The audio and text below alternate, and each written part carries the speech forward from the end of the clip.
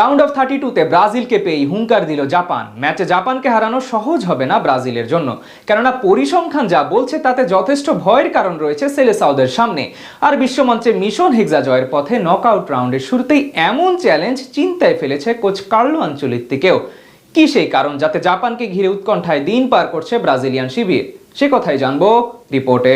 একটা সময় ফুটবল বিশ্বকাপ মানেই ছিল ব্রাজিলের একচ্ছত্র আধিপত্য, যেখানে মাঠের লড়াইয়ে বল পায় রোনালদো নাজারিও, রিভালদো, রোনালদিনহোদের দাপুটে পারফরম্যান্সে থরথর করে কাঁপত প্রতিপক্ষ ফুটবলাররা। পেলে, দুঙ্গা কিংবা কাফুদের দাপটও একটা সময় বাঘে মহিষে এক ঘাটে জল খেত। ফলস্বরূপ ফিফা বিশ্বকাপের প্রথম 17 আসরের মাঝে 5টাতেই শিরোপা উঁচিয়ে ধরে সেলেসাওরা। তবে তারকায় ঠাসা ব্রাজিলের সেই সোনালী প্রজন্মের বিদায়ের পর গেল 2 যুগে বহুল কাঙ্ক্ষিত মিশন হেক্সার সন্ধান মেলেনি ব্রাজিল শিবিরে। তবে শিরোপা না জিতলেও প্রতিবারই নিদেন পক্ষে কোয়ার্টার ফাইনালে খেলার যোগ্যতা অর্জন করে 5 বারের বিশ্ব চ্যাম্পিয়নরা। তবে চলমান আসরে তার আগেই বাদ পড়ার শঙ্কা জেগেছে কার্লো আনচেলত্তির শিষ্যদের মনে, কেননা এবারের বিশ্বকাপে রাউন্ড অফ 32-তে দলটির প্রতিপক্ষ এশিয়ান ফুটবলের পরাশক্তি জাপান। এমনিতে ফুটবলীয় ঐতিহ্যে জাপানকে চুনোপুটি মনে হলেও সাম্প্রতিককালে বল পায় তারা ঘোল খাইয়ে ছেড়েছে বিশ্ব ফুটবলের অনেক রাঘব বলদেরই, যার মাঝে রয়েছে ব্রাজিলও। ফলে রাউন্ড অফ 32 লড়াইয়ে জাপানকে হালকাভাবে নেওয়ার সুযোগ নেই সেলেসাওদের সামনে। এমনিতে সবশেষ 10টি আন্তর্জাতিক ম্যাচে অপরাজিত রয়েছে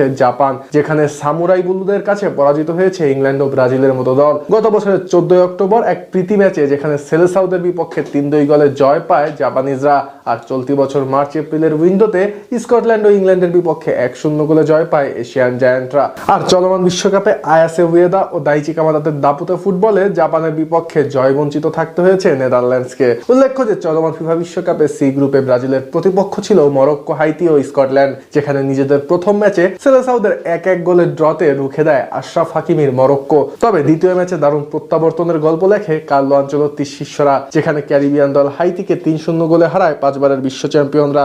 আর গ্রুপ পর্বে নিজেদের শেষ ম্যাচে স্কটল্যান্ডকে 3-0 গোলে হারিয়ে 3 ম্যাচে 7 পয়েন্ট নিয়ে গোল ব্যবধানে মরক্কো চেয়ে এগিয়ে থেকে গ্রুপ চ্যাম্পিয়ন হয়ে রাউন্ড অফ 32-তে জায়গা করে নেয় ব্রাজিল, যেখানে ফিফার নকআউট পর্বের ব্র্যাকেটে ব্রাজিলের জন্য অপেক্ষা করছে এফ গ্রুপের রানার্স আপ দল জাপান। এমনিতে গ্রুপ পর্বে নিজেদের প্রথম ম্যাচে শক্তিশালী নেদারল্যান্ডসের বিপক্ষে 2-2 গোলে ড্র করে জাপান। দ্বিতীয় ম্যাচে তিউনিশিয়ার বিপক্ষে 4-0 গোলে জেতে সামুরাই ব্লুরা। আর গ্রুপ পর্বে নিজেদের শেষ ম্যাচে সুইডেনের বিপক্ষে 1-1 গোলে ড্র করে 3 ম্যাচে 5 পয়েন্ট নিয়ে রাউন্ড অফ 32-তে জায়গা করে নেয় এশিয়ান জায়ান্টরা। তাই তো বিশ্ব ফুটবলের ভক্ত সমর্থকরা এখন বলতে শুরু করেছে জাপানের ভয়ে থরথর করে কাঁপছে মাইটি ব্রাজিল। অনেকে তো এক ধাপ এগিয়ে রাউন্ড অফ 32 থেকেই বিদায় জানাচ্ছেন নেইমার, ভিনিসিয়াসদের। এখন দেখার বিষয় এই যে ইনফর্ম জাপানের নান্দনিক ফুটবলকে চ্যালেঞ্জ জানিয়ে রাউন্ড অফ 32-তে কেমন করে ব্রাজিল। যদি সে ম্যাচে বল পায় নেইমার, ভিনিসিয়াসরা জ্বলে উঠতে না পারেন, তবে পড়তে থাকা ব্রাজিলিয়ান ফুটবলীয় ঐতিহ্যের কফিনে যে শেষ পেরেক ঠুকবে সে কথা বলাই যায়।